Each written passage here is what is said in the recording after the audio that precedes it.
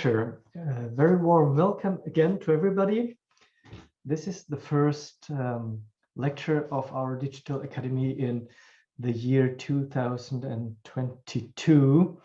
So I would like to wish you all the best for this new year. And my welcome is on behalf of our whole team of organizers, which is the Protestant League in Hessen, the Communion of Protestant Churches in Europe, and the Center for Protestant Theology in Eastern Europe, CETO. My name is Oliver Engelhardt. I have the honor to lead us through the next 2 hours of this conference as the moderator. But I'm not the main person, but we have two very interesting resource persons for our topic today. First of all, two short requests, technical requests. I would like you to switch off your microphones if you are not the speaker at the moment. We will have quite a lot of time in small groups for discussions where you then can switch on and you are welcome to speak. But if not, we don't want to hear your or the noise in your rooms or your private telephone calls. And the second request is that you would, if possible, switch on your cameras. This is especially because a question of courtesy towards our resource persons, because it's always much easier to speak to faces than only to tiles with names.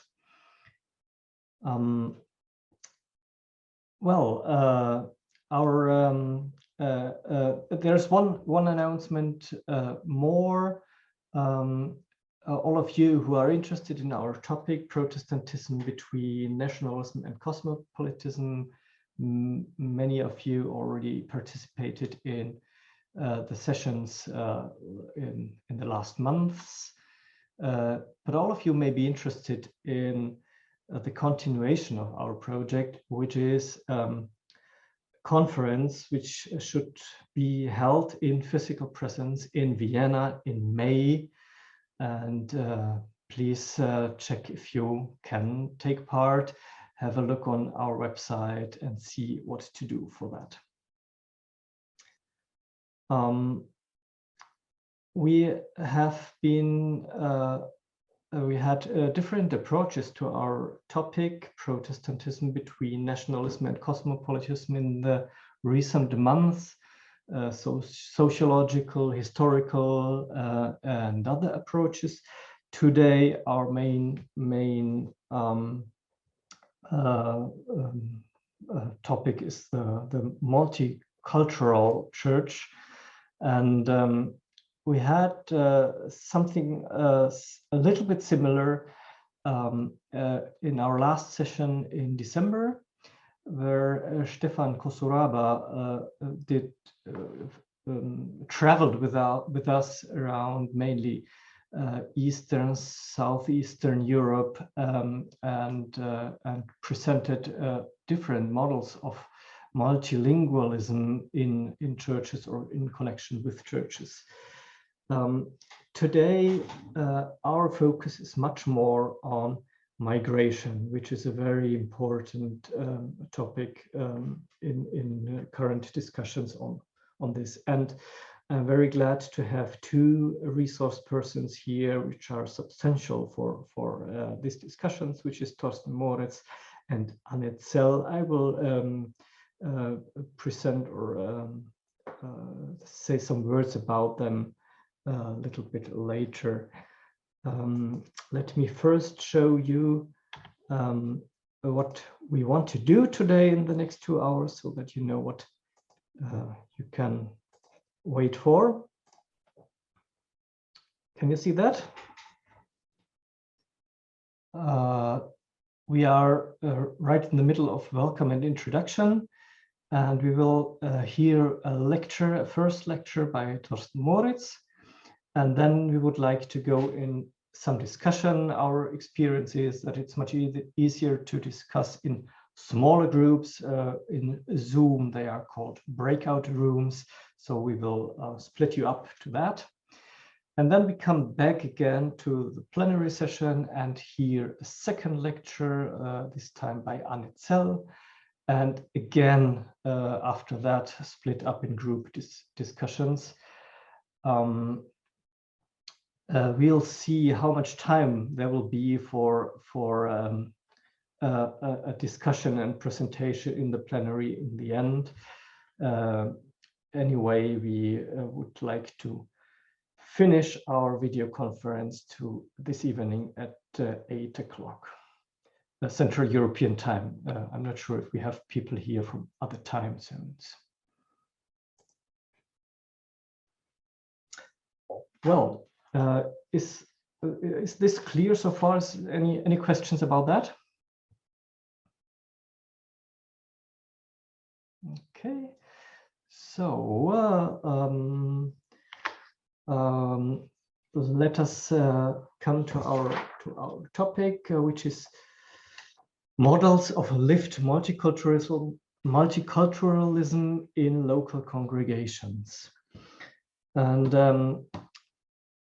as I said, this is to a certain extent about migration. In my opinion, it is the very best to do this in the first half of January, because you all know our Christmas stories, and after the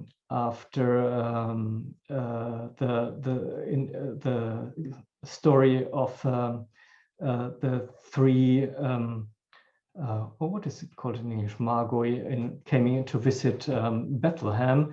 The Gospel of Matthew tells us about the Holy Family to become migrants with the flight to Egypt. So it is a very good point in the liturgical year to come now to the question of migration as well. Multiculturalism or plurality is a consequence of migration, and we want to have two approaches to that.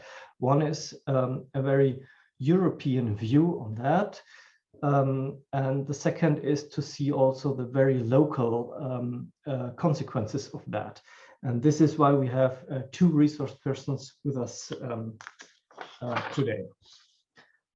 And I think we can already start. I see the comment in the chat. Of course, there's much more of migration in the Bible as well. Yes, thank you.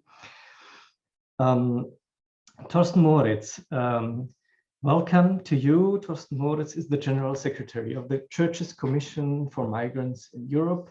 The shortcut is CCME, as you can see on his picture as well.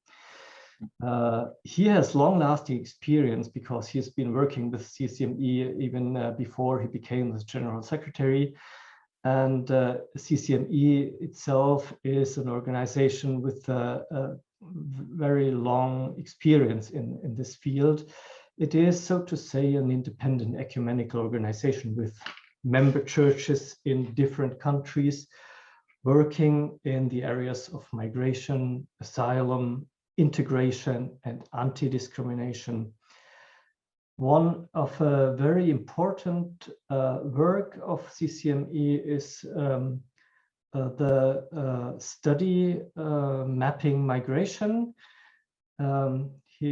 Thorsten is already showing us into the camera, and hopefully all of you got the link to this study in case that you want to read it even closer and get more into this topic. Thorsten Moritz is also a member of the advisory board Migration and Church Communion, which is an advisory board of our communion of Protestant churches in Europe. And so there is quite intensive cooperation. We are grateful for that. And we thank you, Thorsten, that you are here with us this evening. You have about 20 minutes, you know that. And if it would become too long, you'll get a sign from my side. Yeah. The floor is yours. Okay, thank you very much, Oliver, and good evening to all of you. Some familiar faces, lots of new faces, but I'm quite confident lots of the new faces will become familiar faces in the near future. I'm very glad to be able to speak on your extremely interesting series of talks. And yeah, it's nice that you were discussing multilingual ministry, in countries with multi-ethnic composition, because basically the migration of today is the multi-ethnic reality of tomorrow. So in that sense, I think we are making a logical way forward to saying we did that before, and now we're looking at another thing which probably is behind it. So I'm very happy about that. You have already said a couple of things about CCME, maybe just to say that we are at the moment present in 20 European countries with members. So it's not like that we have branches, but the Hungarian Reformed Church or the Church of Greece is a member. Our membership is predominantly Protestant, Anglican, and Orthodox. And that means that we are indeed quite connected to what CPCE is doing. I'm very happy that we are cooperating in that working group, which Anna is also a part of.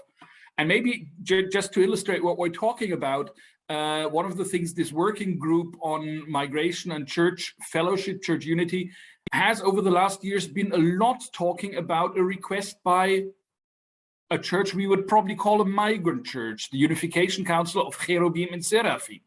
Now, the name already suggests that this church is a bit special. It is, to cut a very long story very short, a church a bit older than 100 years, initially founded in Nigeria, and really an African instituted church, but due to migratory movements of Nigerians, but also other West Africans to Europe, now with a pretty strong presence in Europe, predominantly in the UK, but in other countries. And this church at a certain point in time said, well, we're European, we want to be European, we are Protestant, we want to be part of the community of Protestant churches in Europe. And there was a certain puzzleness at that point, because the rule how you become part of the CPCE is that you sign traditionally the Lauenberg Agreement as a European church. So there was a bit of what we would do, what they signed, and they say, no, let's have fellowship together. And it's an ongoing process, and there's very interesting theological, ecclesiological discussions, but I think, and Anna, correct me if I'm wrong, or Oliver, but I think it showed that the mechanism which had for Protestantism in Europe worked so perfectly. I mean, Lauenberg is the gold standard of unification in the Protestant spectrum. Today, with a different reality, doesn't respond to all the questions anymore. And I think that way makes it interesting, generally in a more broader church setting, but also on the very, very local level. And Anna will come to some of the questions, but I will also try to explain some of the extremely interesting developments and some of the challenges, and maybe also to say, I think we're often overlooking the issue of migrant Christian and the presence of not historically European Christianity in Europe. When we talk migration, it's very often Islam and intercultural and interreligious, but there's no reliable statistic data. But educated guesses say 50, maybe 60% of those coming to Europe are of Christian background. So I think in many, many ways, how we deal with interculturalism as churches, how do we deal with people of other continents coming into Europe and being Christians and wanting somehow to be part of the spectrum, is one of the very essential questions of the future of Christianity in Europe. And if you, for example, in a place like London on any Sunday morning or afternoon are out and about in the town, you see lots of people moving, and lots of them are moving to churches, but the majority of these people moving to churches are Black. So I think there's a very interesting dynamic. Migration changes the ecological setting in Europe, and what that means is we have inner European movements. We have a growing Orthodox presence, for example, in Northern Europe, the Benelux, or in Germany, not to mention Italy or Spain. Traditionally, you would say there's a couple of countries, predominantly Eastern and Southeastern Europe, they're Orthodox predominantly. There's a strong presence of them in other countries now. We have very considerable Roman Catholic minorities in the north, in countries where we had Protestant state churches. And at the same time, and that is partly European migration, partly non-European migration. And we in countries of Southern Europe, and Italy is an example, but also Spain or Portugal, have a growth in the Protestant minority, not least because migration is happening, migration from other continents predominantly, and that changes the landscape very, very much. The logic how we approach it is different. I will come to Protestantism as the main subject in a minute, but just to flag that, of course, for the Roman Catholic Church, which sees itself as a global church with a clear global structure and hierarchy, it is in theory relatively simple. You have Rome, Rome decides, there's bishop conferences and so forth. The reality is often not so different, that you have in a parish a Sunday morning service in the language of the land, and then in the afternoon you have the Polish language service, and you might have some English speaking service, so that there are indeed very, very different intercultural realities. But at least as far as church law and ecclesiology is concerned, in theory, everything is the same. In Orthodoxy, it gets a bit more complicated. We have the autocephalous churches with the leadership of the first among equal, the ecumenical patriarch. But anybody who's followed discussions in Orthodoxy is aware that particularly migration is a very thorny issue. You have, for example, in a place like Belgium, which traditionally is absolutely not an Orthodox country, strong Orthodox presence, and theoretically all of these would somehow come under the ecumenical patriarchate, but they don't think so. So you have a Romanian presence here, Romanian Orthodox churches, a Bulgarian, and so forth. So also to say also here, it's not so easy. And then we have Protestantism, where a lot of the churches are very specifically national churches. And we see that in some of the names, the Church of Norway, the Church of Sweden, but even in the other churches, you have the nation and the country as a very strong denominator, which is per se not an ideal starting point for seeing one another as intercultural. Having said that, we have lots of churches like Church of England or the Church of Scotland, who have a long missionary tradition outside Europe, often very strongly coupled with colonialism, and who've basically 100, 150, 200 years ago brought a European Christianity to other regions of the world. And that reality of Christianity is coming back in a certain way to Europe, simply because the people who are coming from these countries are coming to Europe. And that makes it interesting. And what is one of the challenges there is to say, okay, who belongs to the club? And I think that makes it so in principle, Leuenberg is a wonderful platform of inter-Protestant dialogue. But what if, for example, the Presbyterian Church of Ghana, we had a very interesting talk with the other day, says, yeah, we relate to the Presbyterians in the UK, but once it comes to all the other churches in Europe, which are in principle connected through the Reformed churches, Presbyterian churches, through Leuenberg, it might not be so obvious. So a lot of practical questions come that way. Do we recognize baptism, for example? But let's look at some of the realities in the different European countries. And I think it's no surprise that we have Annie here from the Italian reality. In my view, it was predominantly at first, foremost, the minority churches in the South who understood the challenge and the chances of migration and intercultural ministry, and who've taken some initiatives. The Italian motto of being church together has been taken over by many, many other churches. So Essere Chiesa insieme initially did then exactly become a slogan in other countries as well. But I think for a minority church, it was much, much clearer that this was something you needed to respond to. Whereas, for example, in Germany, I would say it's probably 5, maybe 10 years that the first are no longer seeing it as we have diaconia and they need to deal with it and do social work, but also say, hey, this is a question of church unity. Interesting. We have different realities, and you mentioned the intercultural reality. the more we work on it, and this study is an expression of a study process with feedback from 70 churches in altogether 23 countries in Europe, so quite a spectrum, the unclearer it becomes how we should label it. We have traditionally spoken about migrant churches, but a lot of the churches we were describing with migrant churches says, we're not migrant churches, which had to do with the fact that a lot of the people were already there for several generations, so they didn't see themselves as migrant, but also migration is not the most inviting word in Europe these days. So they were saying we're international churches, we're intercultural churches. A UK church calls itself the Church of All Nations. And that, of course, is also more and more of a reality.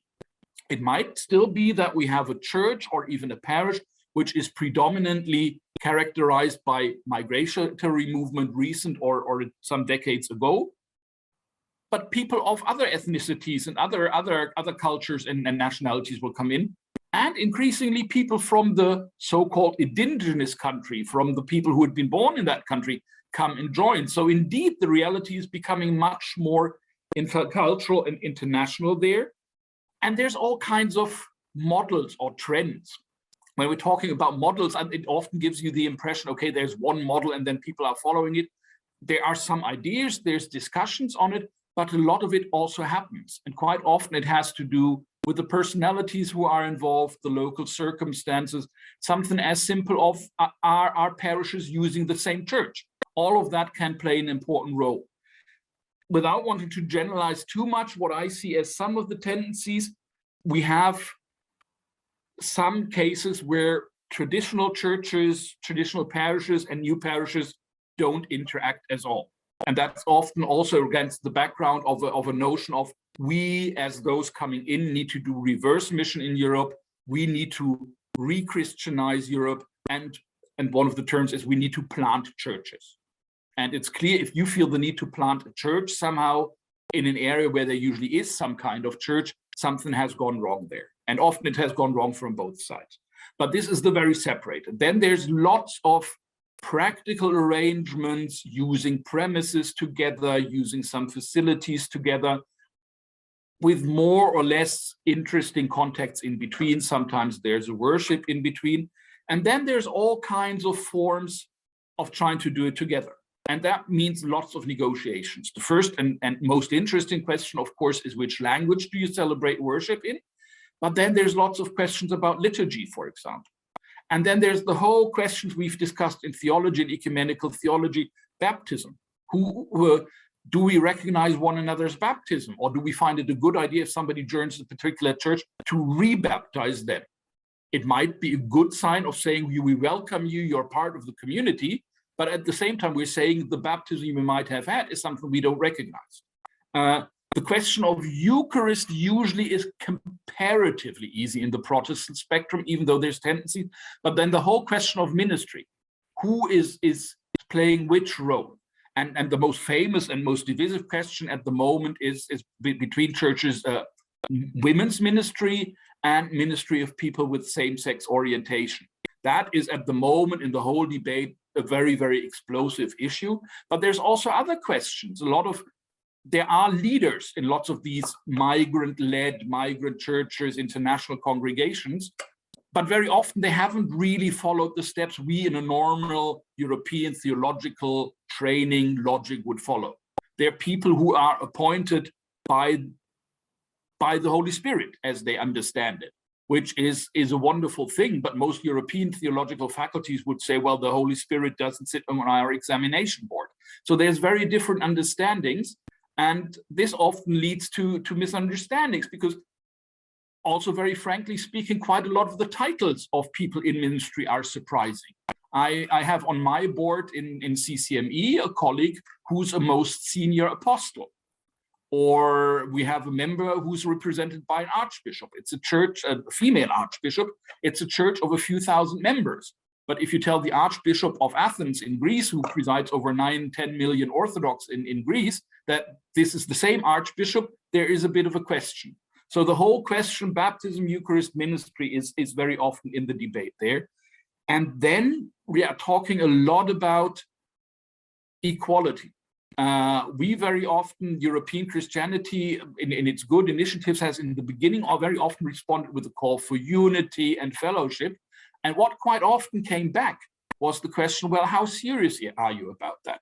Why is it that you have the paid staff in the church and we always volunteer? Why is it that the resources are not equally distributed? What do we do in the decision making? And what is really important? The reality is extremely multifaceted. And I think what is so interesting about the area is to say a situation you described today in a year or two might have completely changed. And there are both on national level as well as on local level, churches and parishes where there was, for example, 15 years ago, great enthusiasm. Yes, we do everything together. This is easy, wonderful. And now there's a skepticism. Are we really together? There have been split. There have been discussions about leadership. And yes, some people exercise bad leadership. So that's a reality. We have different ideas what European churches want to achieve with it. There's the process Anna will describe being church together. The Danish Lutherans basically, at least in theory, want to make everybody a Danish Lutheran. The practitioners know this is probably not going to work, but that's the official approach. We in France have the French Protestant Federation, who is not the intention that they all need to be equal, but who has a system of pillars within the federation of different churches existing alongside and having the federation as something which allows them to interact without having to compromise too much on certain questions which they can't agree on.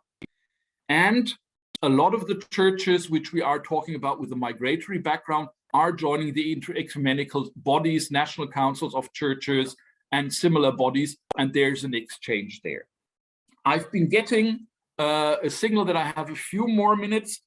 So just to say, it is extremely diverse. We have in this study here been trying to do some statistics, how parishes, how churches describe themselves. And it's becoming more and more clear that things are not anymore in the traditional denominational pattern we had, where you were Reformed, Lutheran, Methodist, or other, but there's an increasing reality.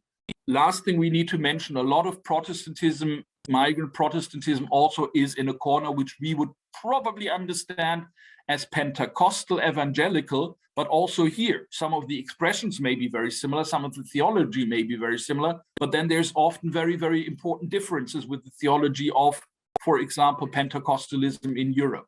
So it is an extreme challenge. I think it's an enormous chance, also an enormous opportunity for churches in Europe, but the reality is very, very diverse, and it will need quite a bit of effort and really intentional change also from existing European churches to be able to harness and harvest the opportunities which are there. I leave it here, and I probably confused you more than I clarified, but that's partly my fault and partly a matter of the matter. Thank you.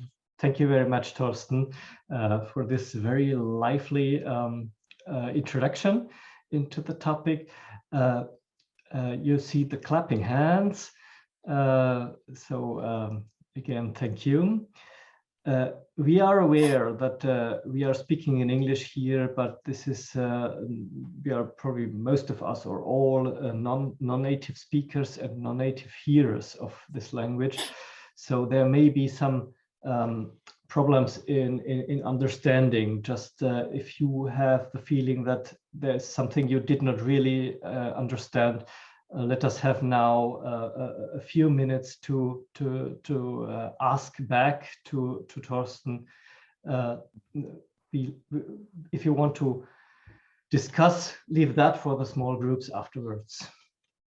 But who has a question, who did not understand anything or something else? You may show up or just switch on your microphone and speak and ask. And maybe I already respond to a thing I see in the chat here, which comes back to Leuenberg as the way to be part of Protestantism in Europe, so to say. The reference is made to the Methodists, and similar things can be said of most Baptist churches. So they are expressions of Protestantism in Europe already, which are not part of Leuenberg, but with whom there is some way of recognition and agreement. And this is exactly one of the discussions at the moment to see, could that be something? Could that be something?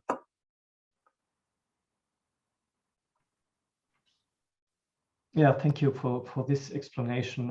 That's right. We in the head office of the Communion of Protestant Churches in Europe are discussing these questions because it is 1973 when the Leuenberg Agreement was issued, and that's already quite some time.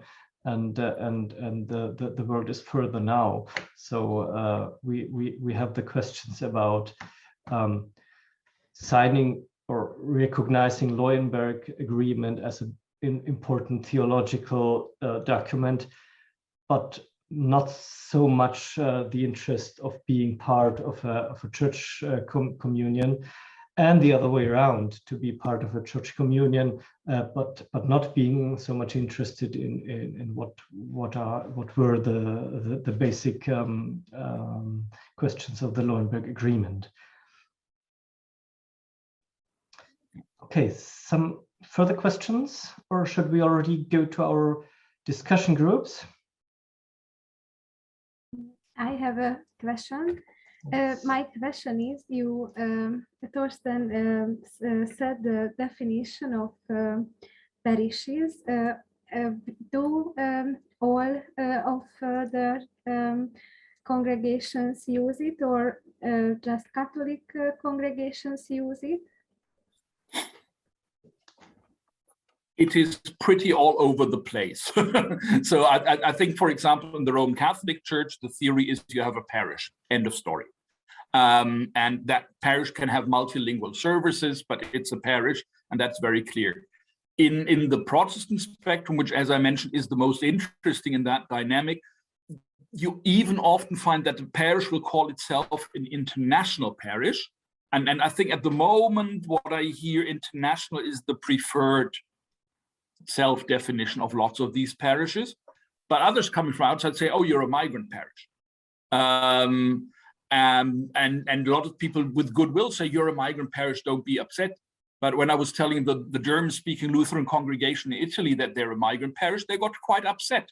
So there is something where we struggle with this definition of migrant. And as I said, I think it is also a question to come back to that example of the cherubim and seraphim. Lots of the people there have not themselves been born in the UK, for example, but they definitely have some migrant background. So what do we call it? Do we call it a migrant parish or a new parish?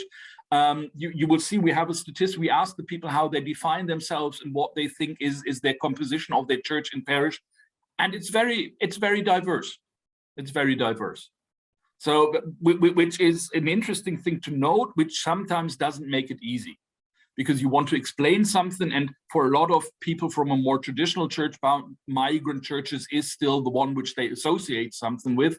But then we need to also accept that the people who are described by it don't like to be described that way, and that should disturb us and somehow challenge us to find a better way of describing it. So usually we somewhere in the first chapter or introductory chapter, when we write something, say, terminology is very controversial, what we try to describe, and then usually it's a lengthy thing because also reality is very diverse. But simply to flag, we don't have a common terminology, but that's probably part of the process.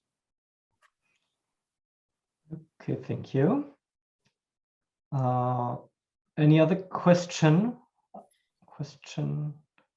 for what Thorsten described? Should we go for a discussion? Maybe before we go in the groups, something very practical. I unfortunately will have to leave you around 7:15. That has nothing to do with you, but more to do with my heating, which is dripping, and I could luckily still get somebody to come and fix it before it becomes a real problem, but that means I won't be available.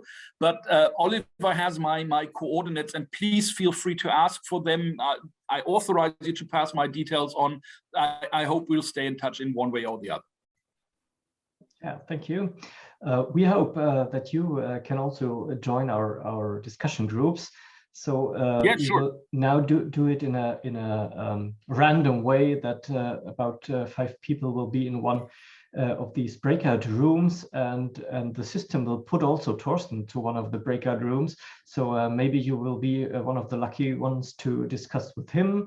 But even among us are many other people who are of an interesting background, so that we can continue our discussions. My question for our discussion groups is, knowing about the problematics of terminology, but if we use the term migrant, we heard from Thorsten that there are 2 approaches in having migrant or in the relation between migrants and churches. There is the approach of integrating migrants into existing local or indigenous churches, as you call it in the study, or the other way is to build up new churches,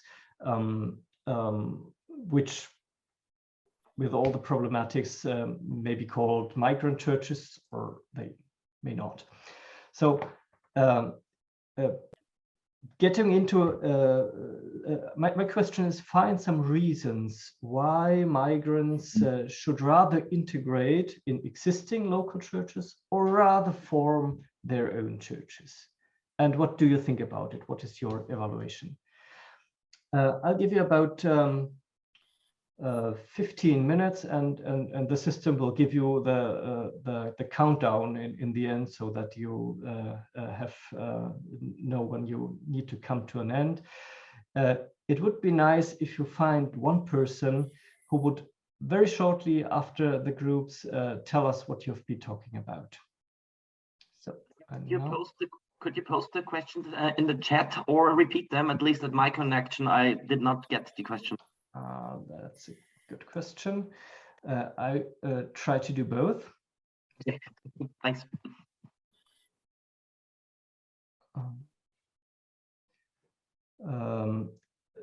Find some reasons why migrants would rather integrate in existing local churches or would rather form their own churches. And what do you think about it? Hello, welcome back to our plenary session. Was it too short for our discussions? Yeah. Worked. We were 5 people. It was too short. It was too short. Yeah, sorry. We have actually two lectures today, so I have to little bit look on the time. This is a possibility now to give shortly an impression what you have been talking about. You don't need to hear, or definitely not a report, but just a short feedback if you want to. Not every group must tell us something. Who wants to? Thomas Stefan, I can see your hand. Yeah, we were a group of 5 German theologians, pastors to students, and we're talking about the practical things. Thorsten mentioned some theological issues, and when it comes to partnership, we realized that most problems were practical things like language and tradition. So it's not about recognition of baptism or Eucharist, but mostly what's about language for the home, for the traditional church, if half the worship is in English, or for guests, and maybe one idea was kind of a confederational model, that home congregations might offer space for churches, for migrant churches, for distant congregations, and to get in touch on that way. On the other hand, there are some lighthouse models where participation already happens, but we realize that when it comes to participation, it starts where it hurts. Thorsten mentioned the question of homosexual pastors in our church, no problem. But when we have a certain amount of members who see that differently, do we have to fight these fights again? Because in Frankfurt we have homosexual convent of pastors. It's no problem. But do we have to discuss this again and again? And I have friends from this convent that said, no, we won't discuss that. Thank you, Again. Thomas. This is my request was to report from your discussions, not from your home congregations. But maybe somebody else from other groups would like to tell something what your discussion was about. We talked about this question in group 4. We mentioned some situations, for example, Hungarian church in Germany and the Georgian church in Switzerland, and in some situations, someone must learn a new language, or it can be work. The integration can be work better and easier than someone uses the language of the local churches. We had a conclusion that the integrate can be better, but we could help the new churches, building the new churches, and help them to find find a way that they can have their ceremonies and national language, national ceremonies. They can find their chance to have their own ministry. Yeah. Okay. We could choose a conclusion. Yeah. Okay, thank you. Anybody else from other discussion groups? Selina Höhl. Yes, in our group, we also discussed about the reasons, and it is very similar to Thomas. And so for us, it was also most of practice. For example, language, it was the most argument, but also culture, because one group member talked about that there are also different practices of church service for the time of the day. So there are some people who celebrate their church service in the morning and others in the evening. So that could be a problem or reason to celebrate the service not in the same place. But there was another argument that I think it's really nice to think about, that so when we talk about migration, we always think about countries far away, and one member of our group said it's the same when we celebrate our church service with the people in our neighbor village. So it's not just about how do we integrate people from far away, but also from our neighborhood. So this is a reason to celebrate together because of unity and a community. And yes, I think it's a nice argument to think about. Thank you. We could take one last voice from one of the further groups. Maximilian.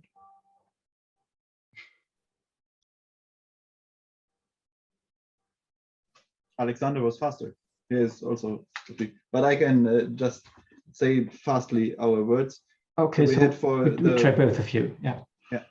For own churches, our reasons we found, some of them were told already, because to avoid conflicts, to not make life even harder and more difficult as it is already for foreign people living in another country, working 5 days per week in a hard job, and then they want to feel at home in the church.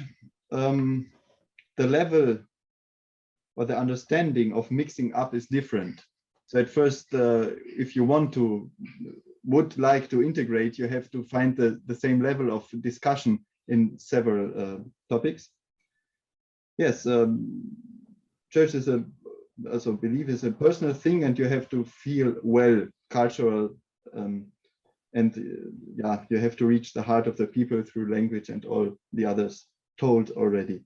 And on the other side, so good things for reasons for integrating were just the theoretical thing that it's a Christian attitude and you have to practice that, and it's not about to be easy, but to really try to practice to find together, to respond to another and his type of being. And the other reason is if the local community is really small, it could happen that there is a small community in Poland or here in Romania, and then there come immigrants, and you can welcome them and you can be happy that there is somebody coming to your community. Thank you. Thank you, Maximilian. Alexander, you've been wanted to say also, please keep it short. Yeah, so like maybe some insights from our group, like we agreed together that like migration will never be avoided, so you can't stop it. And then it's a difficult word to speak about like migration churches, because it's not the churches who migrate, but people are migrating. And then like we also had the hope or like formulated like the ecumenical task to welcome Christian people who migrated in our country, like really to welcome them. Maybe it's possible that you can integrate in your church because they share the belief with you, but also it's an ecumenical task to help them to live their faith. Like, because if an Orthodox is coming to Bavaria, it's mainly Lutheran or Catholic, but like we should help him to make it possible to live his Orthodox faith. And also, like if we go to another countries, like if we migrate, like we have to think about like maybe to overcome our Christian identity barriers, like that we really need our church and our language there, or it's possible to share the faith with a church who is already there, and we can also share with them and celebrate Eucharist. So there's really the question: do I really need to found a new church in a country where really the church is existing of the same faith? Thank you very much. I can see that all of these groups were discussing very strongly on a local congregational level about how to worship together, and I think this is a good point now to come to our next lecture. I am glad that we have Zell with us. Oh, first of all, Oliver, can I just squeeze in, and thanks for the input. As I said, reach me, and I'll in the chat post a little advert. There's always a commercial break. We are doing an event next week on the particular question of conversion of people who are in the asylum procedure to Christianity. It's a very specific issue, but if anybody's interested, feel free to get in touch with us and join. And it's been a pleasure to be with you. Thank you, Thorsten. Yes, you can post it into our chat. And as you want to leave us earlier, again, thanks a lot for your input and for giving us the impulse for such fruitful discussions now. All the best to you, Thorsten. I come back to Zell shortly to introduce her. She is a pastor of the Valdensian Evangelical Church in Italy. As you may know, the Valdensian Church in Italy is a quite small church. So being a pastor there means to do many, many things, as is she doing. Being a pastor of a congregation in North Italian Como. She's doing many things like repairing the roof of her church, and also and also being on different groups of the whole denomination. She is a member of the coordination group of the study program on intercultural theology at the Valdensian Faculty of Theology in Rome. And just like Thorsten Moritz, she's also a member in our advisory board, Migration and Church Communion of CPCE. You may know that the Communion of Protestant Churches in Europe has regional groups, and Zell is also a member of the Southeastern European Regional Group. So also a quite intensive cooperation. Thank you, Anne, for being with us today. Your church is very, very strongly engaged in questions of migration, and I think you will tell us more about that. Anne brought also a PowerPoint presentation. You tell me as soon as I should start it. You may now switch on your microphone, and the floor is yours. So good evening once more to everybody. I'm glad to be here also in this virtual modus. It's a pity that we cannot meet, and that maybe for other weeks and months we will be forced to use Zoom, but it's very important that we keep connected. So thank you for the introduction. So you may be aware that mostly I'm involved now in local problems of my church. Is the audio okay? Do you hear me well? Is it okay? Yes, okay. Very good. Okay. So that's why I sent my PowerPoint 1 minute before the beginning of our session to Oliver. So thank you for sharing it. And that's also the reason I apologize for it, that some parts of it are in Italian. But I decided just to share also some experiences, inviting you to join.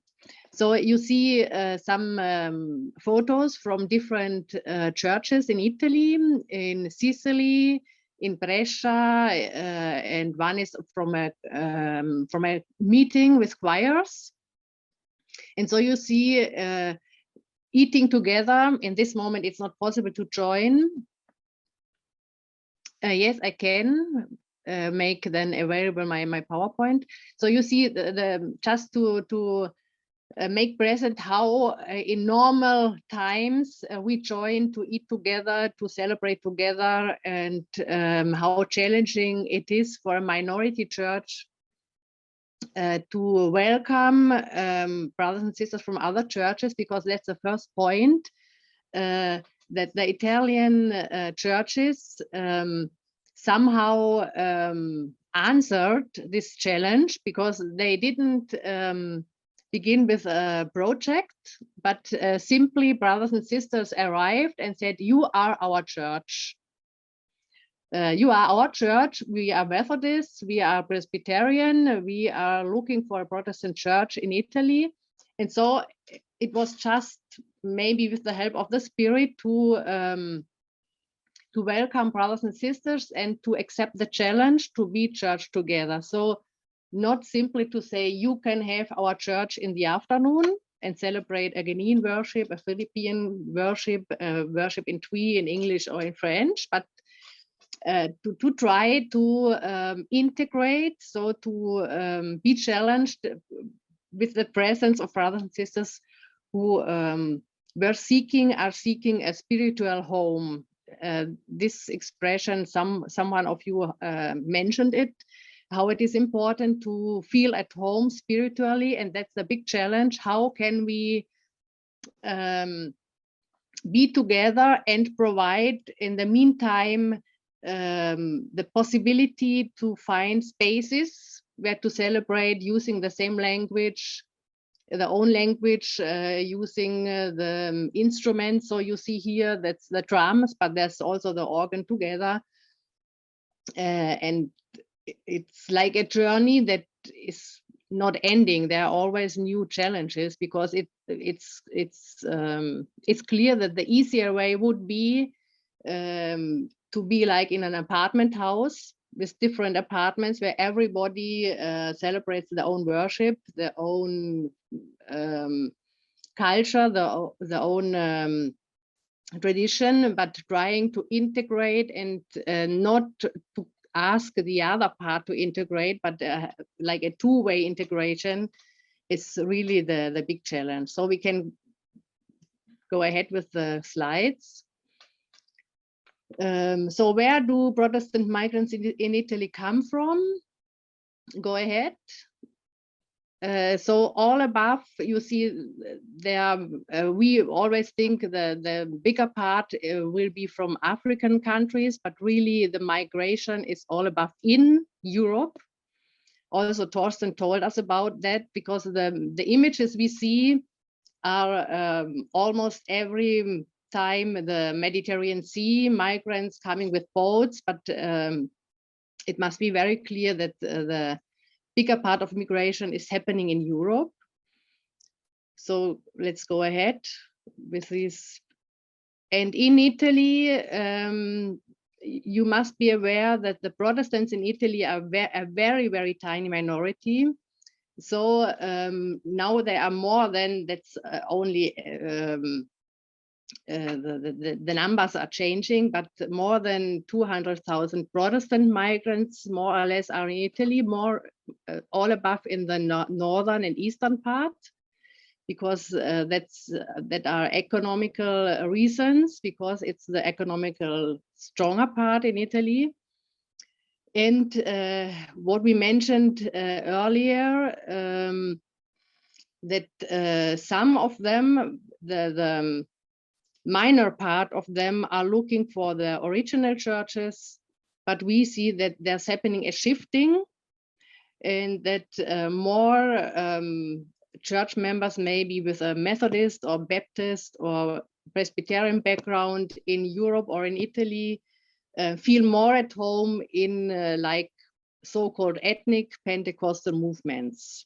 And that's challenging for us, because we see that these churches are growing, and in the meantime we are struggling with generation gap, decreasing church members, and it's a challenge we should discuss more, and also with these movements like the Seraphim and Cherubim churches we met in London together with our commission. Let's go ahead, like, because here I apologize, it's only in Italian, but it's like the definition about the church models, the diversity, how we can face the challenge of migrants in our churches. So we called it like impermeable churches, so churches who continue to live their church life like in former times, not being touched by migration or by new members coming and seeking a spiritual home. Then we are talking about welcoming churches. They welcome migrants, but there's no really change or challenge in the church life. And this model is on the same level as the so-called ethnic churches. Thorsten said really the Lutheran churches in Italy are ethnical churches, or at least they were founded as ethnical churches, as German Lutheran churches. And what we are, our vision really are international churches, better talking about international churches or intercultural churches than migrant churches, where we try to be transformed together, to be very aware that we are on the way to be a real church of Jesus Christ, and to overcome differences and walls and separations without leaving our roots, without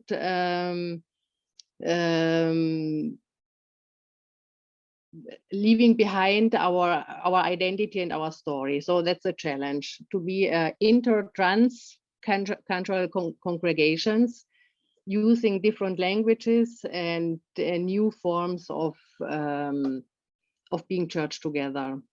Let's go ahead. So let's go ahead. That's only like to understand that there are different forms of participating. So some churches who live the experience of being church together share all activities. All the worships are in different languages. In some congregations, there's once a month you share the worship, but the project is taken from realities. So we try to be church together without canceling the differences, the different cultures and our stories, but coming together and overcome these differences who create conflicts and separations. And that was a gift from a church in Togo, where I had an exchange program with a woman pastor from Lomé. And in the end, they gifted this image, so to remember that we are all, with our differences, without forgetting our differences, called to be one people and one church. Let's go ahead, and maybe also being church together, blessing and challenge. And here are some questions also for, go ahead, Oliver. So from separation, from segregation to intercultural communion and communication, experiencing that we may be one in Christ already, that diversity can be celebrated, that we try to build up welcoming congregations, and that the process of being church together must be based on reciprocity. We cannot ask the other person to integrate, and it's a challenging and stunning journey where we try to be able to transform conflict situations and to be aware that ethical questions by the moment are the most difficult ones, not about liturgy and language, but really the ethical questions. Let's go ahead forward. But the importance that may have our building up welcoming congregation, it's beyond the walls of our churches, because it's a witness against every exclusivity or right-wing church visions and politics in our countries. And that's very important. So our witness to show like that it's possible to live together with conflicts, with agreement about disagreement in certain questions, but without splitting away, without judging, and trying to keep together our differences, our diversity as one colored people of one Christ. That's, I think it's every day more important. Let's go ahead. So that's the SWOT. I think we can skip it because that may be a challenge for you to try the model of being church together. What may be the strengths, the weaknesses, the opportunities, and the threats of a model of integrated churches. So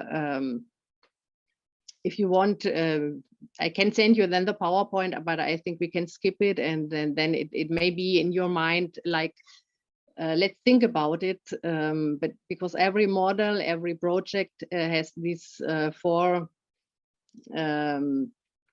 aspects of it.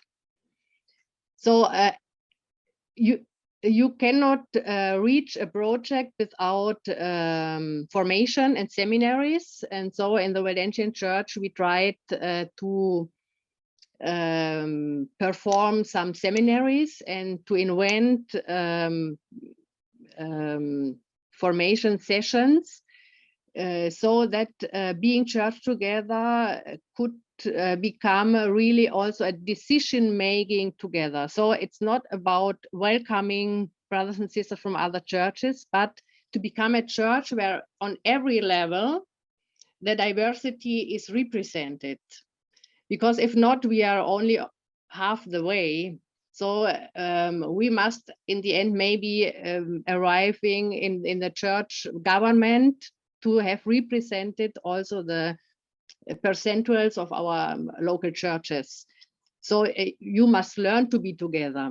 But the seminaries we hold and we prepare, it's never seminaries we are holding for migrants, but it's always mixed up groups so that everybody may learn from one another and be transformed together and be aware that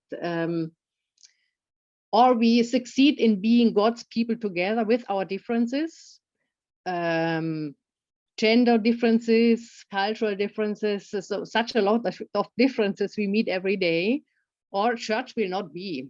So that's really a very big challenge. Let's go ahead because I think my time. So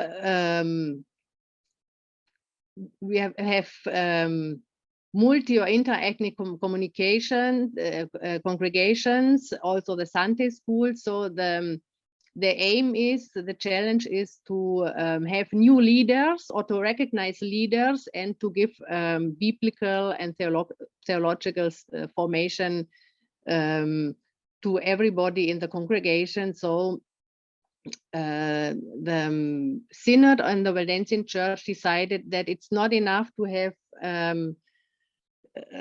seminaries or formation on the congregation level, but the newest project is a master in intercultural theology and diacony, so that also pastors who are sent in intercultural congregations may be prepared and aware of the challenge and of the tasks they may find there. So let's go ahead with the slides. That is one of the exam session, the last session of our cross-cultural seminaries. And you see it's people of all around the world who became local preachers and church co-workers. It's the same slide. I don't know why that is the same one. Let's go ahead. It's another, let's just skip it. It's one of these courses, the Lympha. Let's skip. Because if not, we are not, so I just talked about it, but let's just skip it. So that's the master. Unfortunately, we were forced in the second edition of the master to have all our seminaries only on Zoom. But it's a very challenging program. We are inventing it, of course, inspired of other master intercultural masters in other universities. But what is special about it, that the congregations, the local churches and the synod asked to have a master on the academic level. So to say, we need pastors who are aware and are have started these intercultural questions. So you cannot be pastor nowadays in our congregation if you are not aware and if you if you haven't been challenged by these kind of questions. Open up your mind, master in intercultural theology. And the last slide, I think, is about the Mediterranean hope and humanitarian corridors, because in the Valdensian church it's very important to keep together theology, so church life, worship life, and the struggle for justice and human rights. And I will send you some links to have some more information about this very important program of humanitarian corridors. So to provide possibilities for refugees and migrants to come to Italy, to Europe in a legal way without risking the life, and to have also follow-up integration programs in different cities. And the special thing about these programs is they are ecumenical. It's together with the Catholic Church in Italy, and it's the facilities also provided by the Italian government. And so that's, I think it's a prophetical project that a very tiny minority church succeeded to have the permission officially create humanitarian corridors to permit refugees to have hope and to begin a new life. So the slides are finished. I thought they would help, but really maybe it was a little bit too much. I hope it was not too confusional. So what I wanted to share with you is that the Valdensians accepted the challenge, and we are now on a point that we discuss and rediscuss the challenge. So there's no arriving point. You cannot say now we are integrated intercultural, cross-cultural church, because the situation is always changing. And maybe the tasks or the not resolved questions are about ethical challenges, where we try to have an approach who says there can be an agreement about disagreement. So we have not to split about ethical questions. That's very difficult, I know, and I experienced it in my own, I would say, sulla propria pelle, really in my own life, because I was pastor in a very open-minded church in Milan. And then I became a pastor in an intercultural congregation. And when I was invited to bless same-sex couple in Milan, and then I turned to my congregation in Brescia, they didn't come to Lord's Supper. I invited to Lord's Supper, and they didn't come. And a real very difficult conflict happened, and some left also the church, some turned, but it was a really I don't know, like to being church together. It's not only about intercultural differences, it's also about generations, gender. So to keep together all these differences, and being pastor or mother, how my Ghanaian members say, you are the mother of the Italians and of the Ghanaians, but I'm also the pastor of my lesbian couples, or so that's really a challenge. May I? Yeah, I think I'm Yeah, just to Just remind to- you that the time is The time is over. actually out. Would you Okay. like to finish your sentence? So the last sentence I wanted to say that I became aware of my of the importance of not leaving the own roots only recently, because for a long time I tried to become like Paulus is writing. I tried to become African or Ghanaian for the Ghanaians, but it's not working. I tell you, it's not working. So Paul is not, it's challenging, but you cannot become Ghanaian for the Ghanaians. So the question is becoming, being together without melting. Melting, it's not a possibility. Changing identity is not a possibility, but what's the balance? That's a challenge in the vision. Thank you very much, Anne. Thank you for your very, very interesting impulse, and I think there is much to discuss now.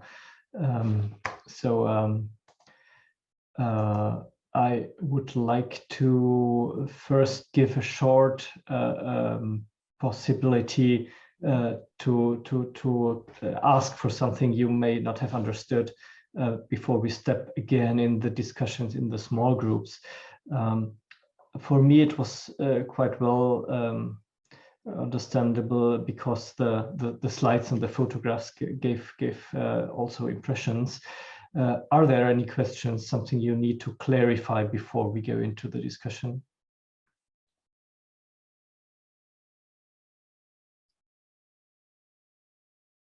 I can't see any hands or something, so that's a good sign, Anne. Yeah, we try again to give the random discussion groups, which means that they may be a different group now than you have been before. My question for your discussion would be which models of cultural plurality did you experience in your church life? We have heard something from Italy now, and Annette Zell ended with these ideas of melting is not an option. Changing identity is hard. So we don't have definitions for that, but maybe let's use this, and you can explain it for yourself in the groups. Which models of cultural plurality in church life did you experience, and what do you think about it? I try to put it in the chat for everybody. Can you see the question? Mm-hmm. Oh yes, the second was, what do you think about limits of cultural plurality? I think that was also in your last sentences, Anne. So does everybody know how we go on? It is again about 12, let's say 12, we're a little bit late in time, so let's say 12 minutes for your discussion groups, and you get again a countdown for the last minute so that you come back. Please try to have one person who could give a short feedback for the plenary session when we come back. Any questions? Okay, let's go for the groups. Have a good talk. Back to our plenary session. I hope you enjoyed your small groups.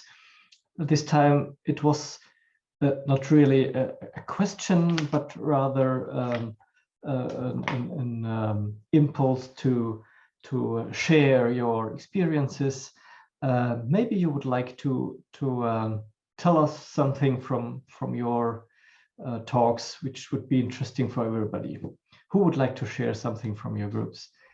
I see Anna Magdalena Lerch. Yeah, I can start. So in our discussion, we detected three different models of cultural plurality.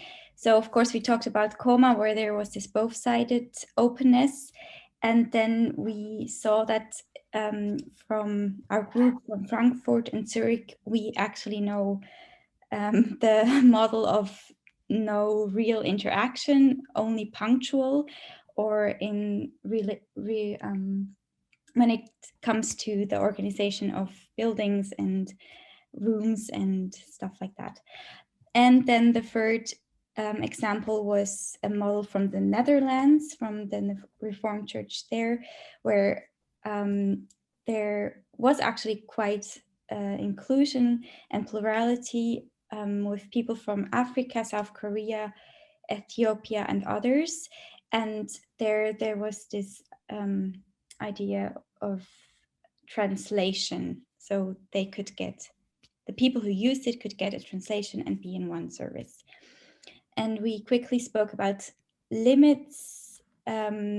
So there were mainly cultural and liturgical, and we were speaking about the dancing and clapping, which many cultures miss in Europe, and that it's important to feel at home and to have a culture that's welcoming, even if we go to a parish that's 2 kilometers or 20 kilometers from our own away.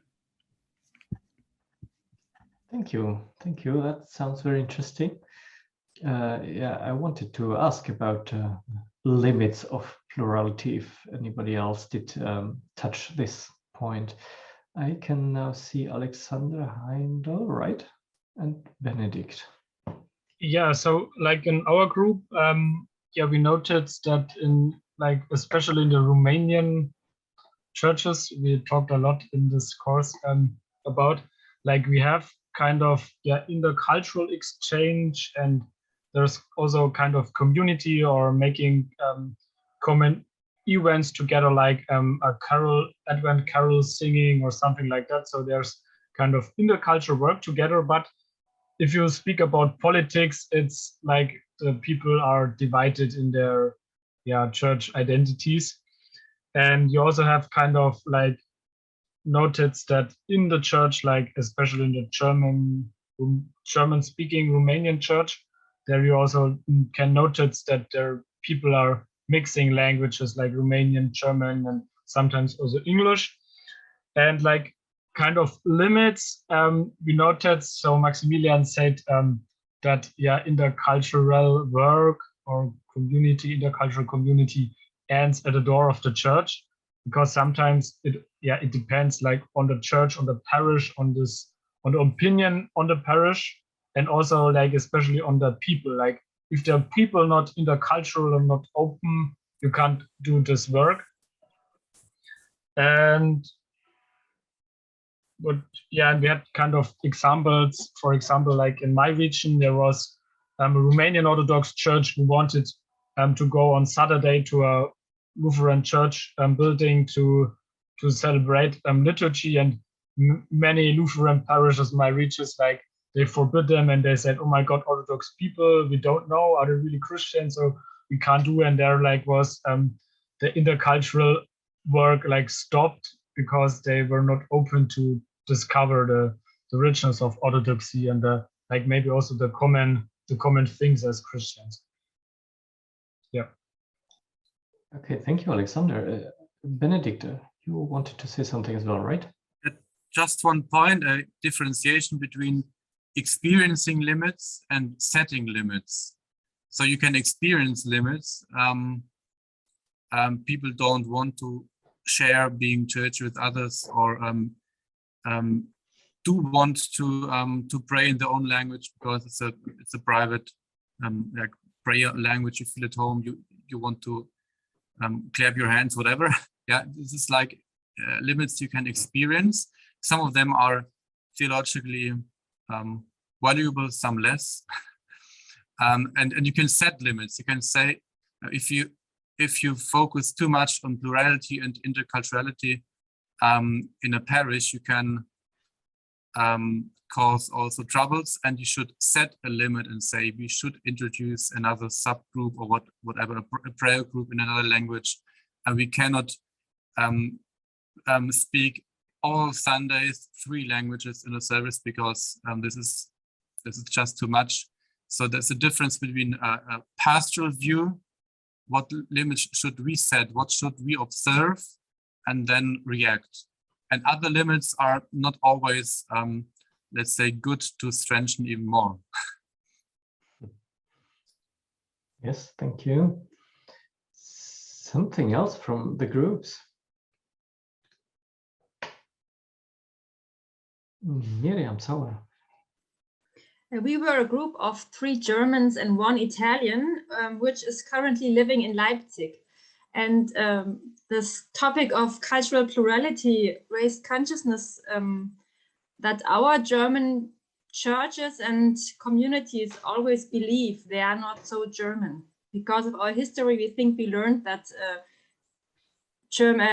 that church and nation should be separated, religion and nation.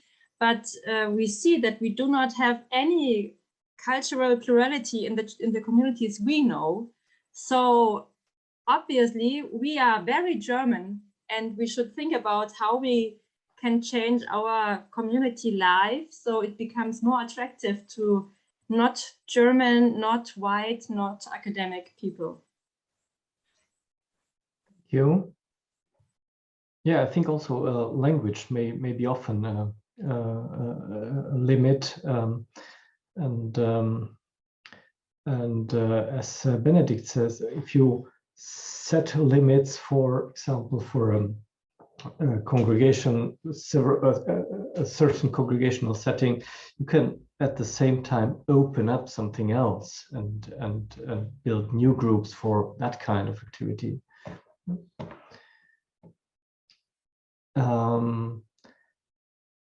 Is there anything else we are running out of our time, but I would give the voice to a last input from one of your discussion groups, if you like to.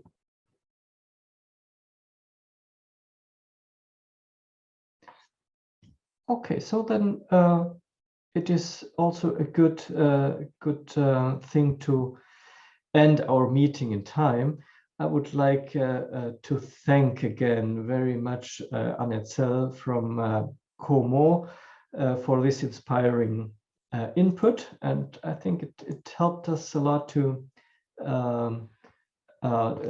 think over things which may not be common on our thoughts. And I would like to thank all of you for participating and for participating in such an active way. This is, I think, the strength of this group, that we can share our experiences all over Europe. Please have a look on our program and don't miss our next session of the Digital Academy, which will be on 27th of January. The questions on between nationalism and cosmopolitanism, there is a very strong stress on questions of identity, and we did not talk much about that today, and that will be much stronger next time, so I think. So join us again in 2 weeks, and join us for our conference in Vienna in May. So that's all from our side, and we really come to the point at 8 o'clock. Thanks again to all of you for your participation. Have a nice evening, and see you again at the later time.